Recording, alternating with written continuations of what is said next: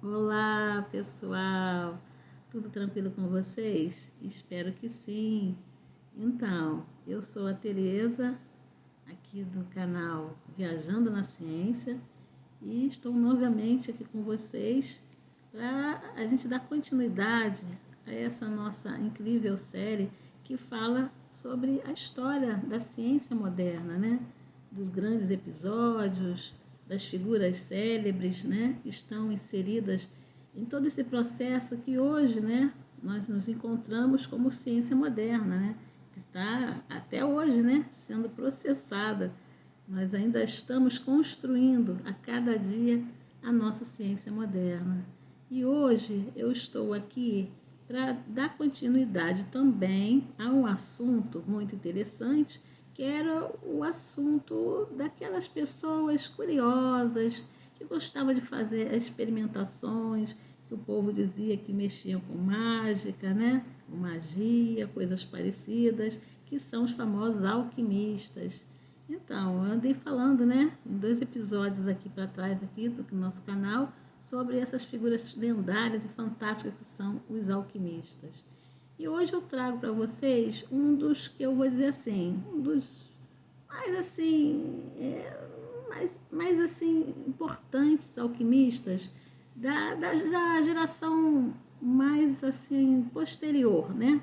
Do que era aquele da Idade Média, né? Já havia passado a Idade Média e nós já estamos num outro estágio da alquimia, que ainda continuava a ser praticada em muitos lugares da Europa e em outros países também, né? No Oriente e coisas assim, né? Que eles ainda mexiam ainda com essa arte, né? Que na época eles chamavam de arte da alquimia, que era aquela arte de você misturar substâncias e em busca também, né, das coisas que eles achavam muito importantes, que era a pedra filosofal, aquela tal pedra que não era bem pedra, na verdade era uma substância que eles queriam, né, obter, que poderia transformar metais menos valiosos, como por exemplo o chumbo, em metais muito valiosos, que seria o ouro, né? Então, os alquimistas eram essas pessoas extraordinárias que ficavam misturando substâncias para ver se conseguiam alcançar isso e outras coisas, como por exemplo o elixir da vida eterna, né? Nós falamos isso, quem não está acompanhando, é só retornar nos nossos 2 últimos episódios aqui do canal, onde eu relato sobre essas histórias desses alquimistas. Essa pessoa que eu vou falar hoje é uma pessoa de uma importância muito grande para a ciência moderna e que vou dizer assim para vocês, é muito pouco conhecida, muito pouco falada, mesmo nos colégios, nas aulas de ciências, e na própria química, né? As pessoas não costumam citar, porque às vezes citam por alguma razão específica, né? Mas em geral ele não é conhecido do grande público.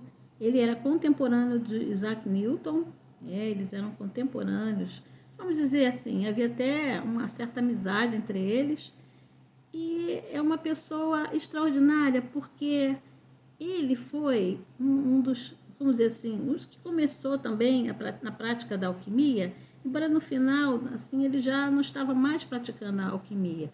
Por quê? Porque ele começou a fazer algumas críticas em relação ao processo alquímico, né? E ele começou a elaborar, seria a alquimia de uma outra forma, através do método científico.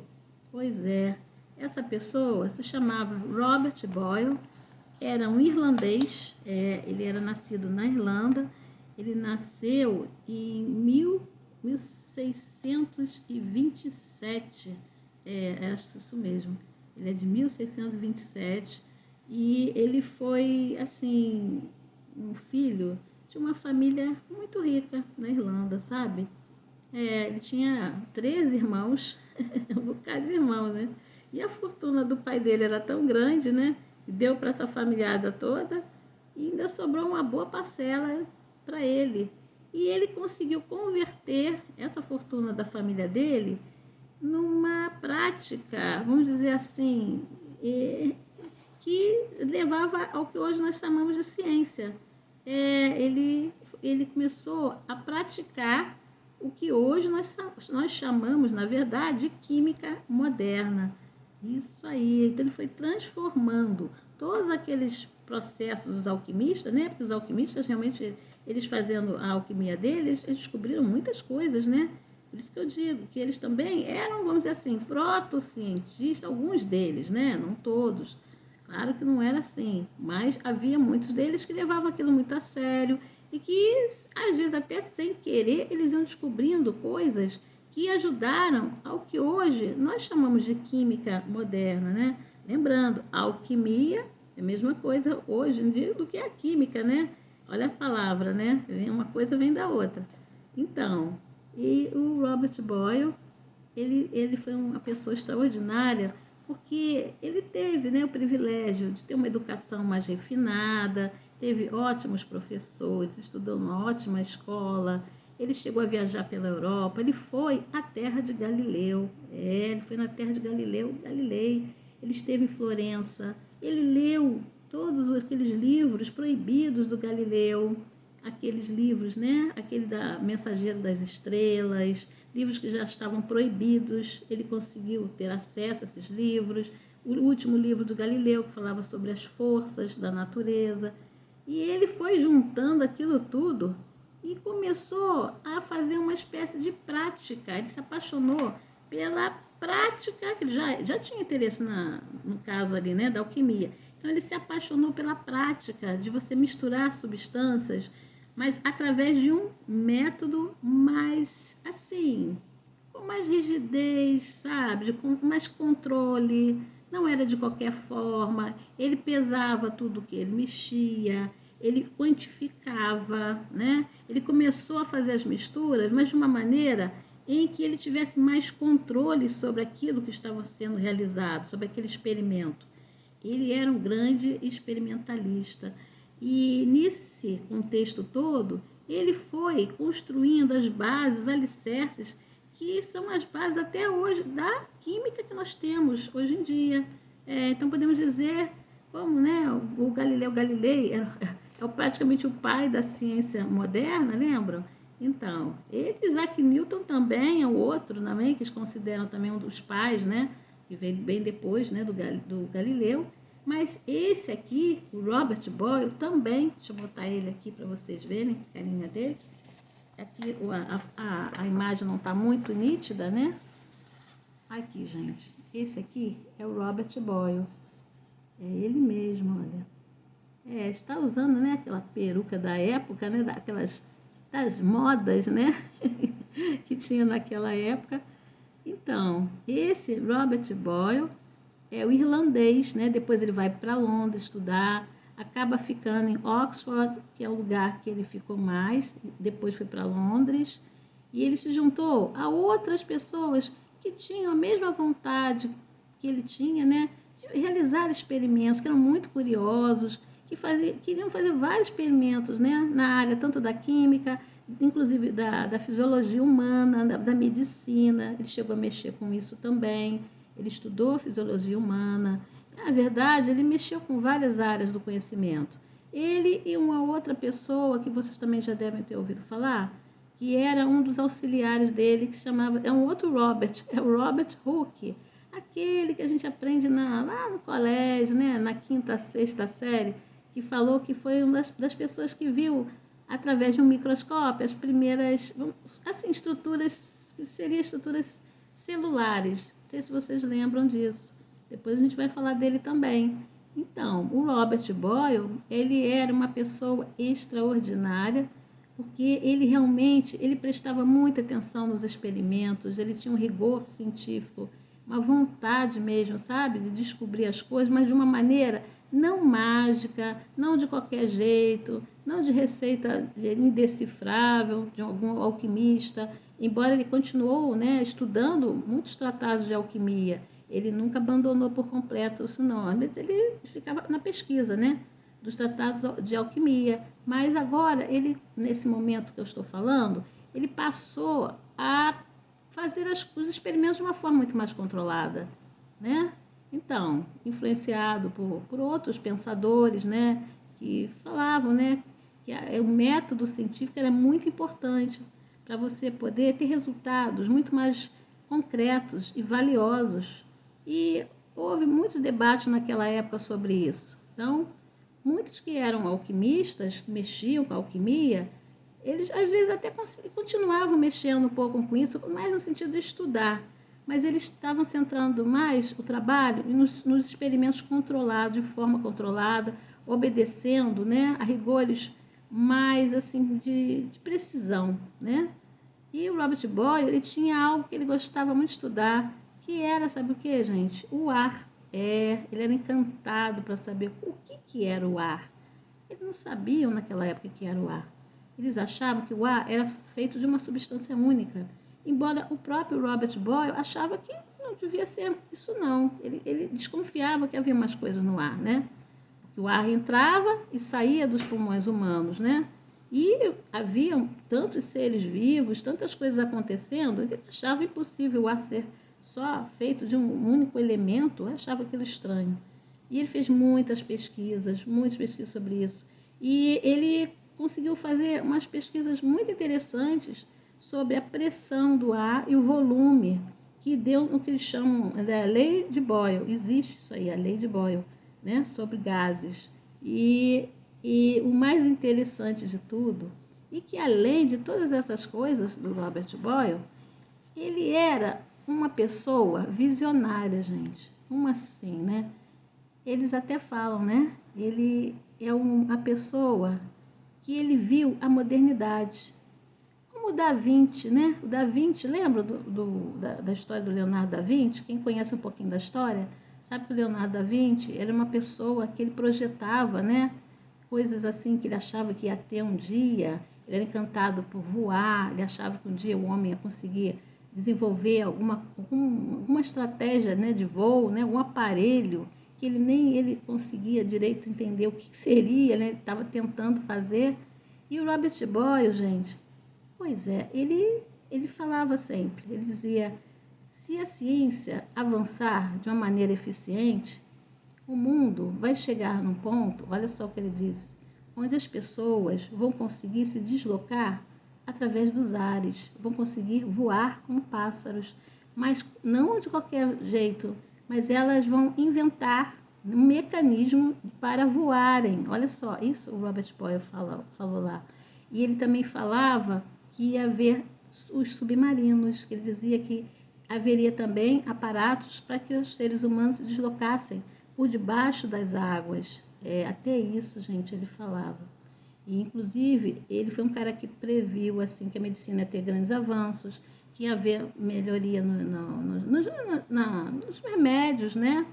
Que teria também a possibilidade, às vezes, das transfusões de sangue, que naquela época era um mistério, né? Muitas pessoas morriam, eles tentavam fazer e não dava certo, mas ele achava que uma hora ia dar certo, que as pessoas tinham que tentar, e até, assim, transplantes, sabe, de órgãos seriam possíveis também. E ele era uma pessoa visionária e muitas outras coisas que existem hoje na modernidade, o Robert Boyle já falava sobre isso. E o interessante é que ele juntou ao redor dele várias outras pessoas que eram como ele, cientistas. E, né, naquele tempo nem se chamava de cientista, né, diziam sábios, né, ou filósofos da natureza. Então, ele juntou pessoas e eles se reuniam semanalmente como se fosse uma espécie de clube.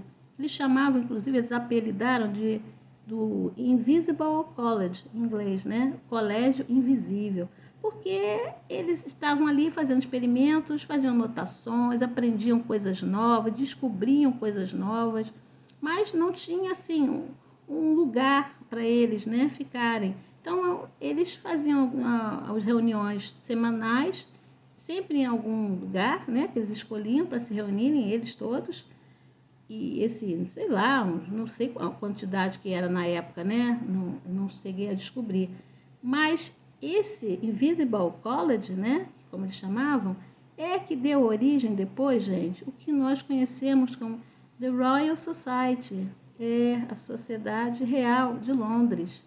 E isso tudo começou com ele, né, e outros assim, né, que dividiu com ele o mesmo desejo, né, de juntar pessoas que fossem interessadas em fazer uma ciência realmente mais séria, Não ficar de qualquer maneira, né? Ou pegando receitinha de bolo, ou aquelas coisas dos alquimistas, né? Que tinha aquela linguagem que ninguém entendia, que um passava, só quem podia, era uma pessoa que, né, poderia ter sabedoria alquímica, né, para decifrar.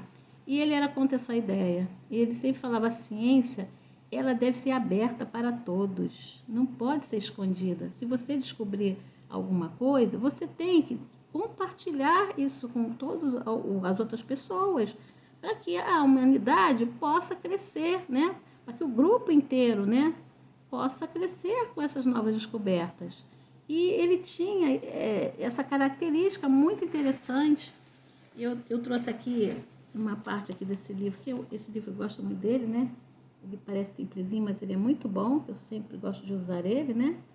E eu vou ler aqui para vocês um trecho aqui muito interessante, aqui falando sobre ele, que eu acho que vale a pena a gente até ler. Olha só o que ele diz aqui no livro. Em parte, é a tamanha atenção ao detalhe que torna Boyle tão especial na história da ciência. Ele e seus amigos, escutem só, queriam que a ciência fosse aberta e pública, para que outros pudessem usar o conhecimento adquirido por eles. Não bastava mais alegar que se havia descoberto algum segredo profundo da natureza, como for feito por Paracelso. Paracelso era um alquimista médico, né? Ele gostava assim do mistério, né? Não era muito afim de compartilhar os conhecimentos. Agora, com esse advento da ciência moderna, aí Boyle fala: não, a ciência tem que ser compartilhada, porque é algo para ser usado a favor de toda a humanidade, que venha contribuir para o ser humano, para a melhoria das condições de vida, tanto, né, nas coisas dos objetos, na medicina e tantas outras histórias, né? Um cientista precisava ser capaz de demonstrar esse segredo para os outros, fosse pessoalmente ou fosse por meio de descrições escritas. Ou seja, eles tinham que escrever, né? Deixar escrito para que outras pessoas pudessem ter acesso, né, a esses novos conhecimentos que eles estavam adquirindo ali. No caso ali daquele grupo que eles formavam, né? Primeiro com o grupinho deles que eles chamavam, né, do clube do Colégio Invisível, né, e que depois se tornou a Royal Society, que até hoje, né, é tipo top, né? Você fazer um cientista ser da Royal Society é uma coisa assim, lá, sabe, bem lá em cima aí na nossa história humana, né, da ciência. Então, gente, essa é um divisor, né, do Boyle com as outras pessoas, porque ele é um cara que vem para compartilhar, ele é a favor que se compartilhe conhecimento e que o conhecimento valoroso pode ajudar muitas pessoas. Então, o interessante é que ele não era só esse tipo de conhecimento científico, não.